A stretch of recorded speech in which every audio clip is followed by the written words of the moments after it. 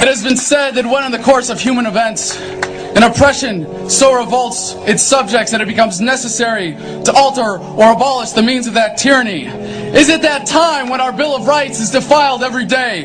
When our adventures abroad threaten our security at home? When the Federal Reserve keeps our free nation enslaved by debt? When the people of the world tremble under the thumb of corporate imperialism? And now, our nation is drifting dangerously from freedom to fascism. So I have to ask, is it time?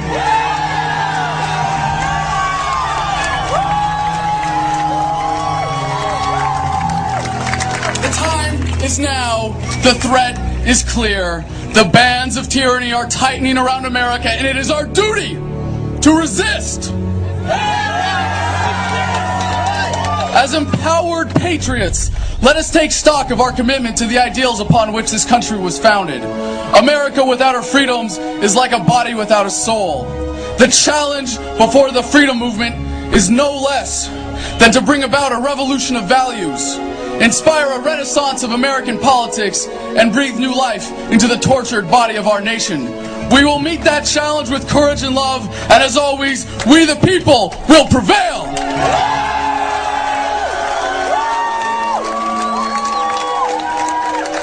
To rally the troops of the Revolutionary Army in the winter of 1776, Thomas Paine said, "These are the times that try men's souls.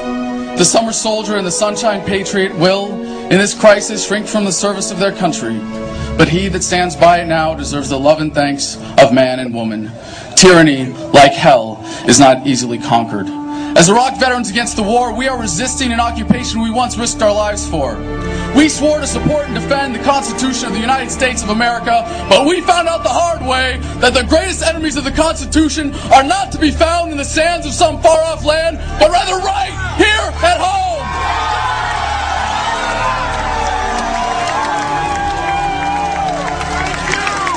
We are your new winter soldiers, and we are still defending America.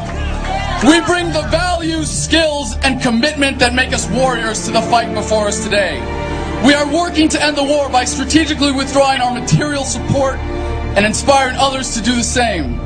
By advocating for veterans, we are empowering soldiers to become successful civilians. With Truth in Recruiting, we are inspiring a generation of young Americans to find a better way to serve their country than dying for empire. And by supporting those who are actively resisting, we inspire further resistance and ensure that soldiers still have the right, as is their duty, to disobey illegal orders. I will not tell you that the Band-Aids applied by Democrats and Republicans will heal us. I will not pretend that everything is just going to be okay while we are bled dry by tyrants. And if it takes the last full measure of devotion, I will not allow the same fate to befall this country. This young movement is getting past the external wounds to the greater evils plaguing this nation. We know that the greatest threat to American security is the current corruption of our government.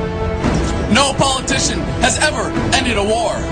Civil rights were won in this country not by any legislator, but by a movement. I have great hope for America, but it comes not from any election. No, my hope comes from you. Our tragic love affair with the state has led us to put far too much trust in a government that we thought could improve our lives, but has instead come to rule our lives for us. We have become, as a people, like a frightened, battered, beat-down victim of an abusive relationship. A servile, unquestioning, obedient people will always produce tyrants. We must, as a nation, once again, embrace defiance, rebellion, and resistance.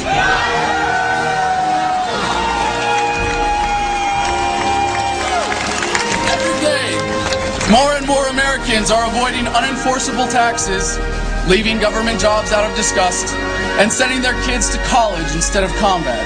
But our efforts as a movement must become unified and deliberate to fully withdraw our support and compliance. Be it with your lives, labor, or tax dollars, stop investing in your own oppression. Guard your communities from the police state. Don't waste a single vote or a single dollar on the two-party system. Do not be content merely to grumble and to march while they are using fear, force and violence as weapons of oppression. We must embrace the opportunity to resist civilly while we still can.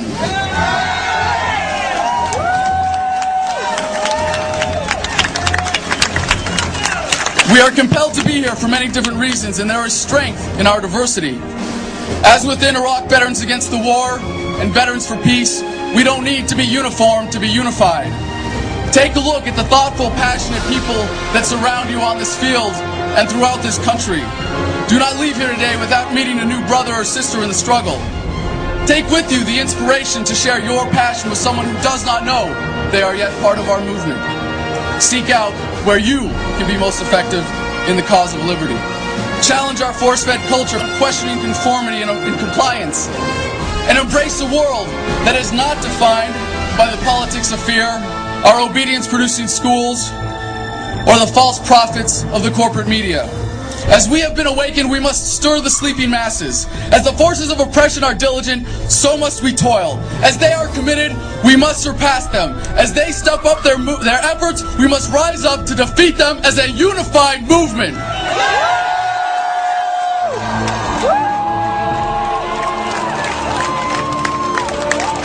We have been labeled rebels, traitors, enemies of the state.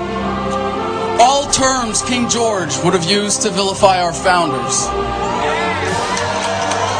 I, for one, will always rebel against oppression, a traitor only to tyranny, and I would be remiss to not make myself the enemy of a state that so blatantly tramples our freedoms. American values have been nearly vanquished by consumerism, militarism, and authoritarianism. Yellow ribbons and lapel pins will not save this country. When injustice becomes law, resistance becomes duty. The utmost manifestation of love and devotion to America is today, as it always has been, resistance of tyranny. Resist we must, and resist we will. We will not be silent. We will not obey. We will not let our government destroy our humanity. We will not wait another moment in fear to stand up for what we know to be right. It is time we start meeting oppression with resistance. They cannot stop us. Humanity marches on.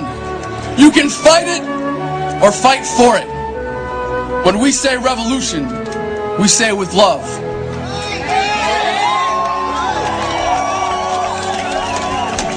As we march onward from this place where we have pledged to each other our lives, our fortunes, and our sacred honor, let us embrace the struggle, cherish the fight, and live in that love.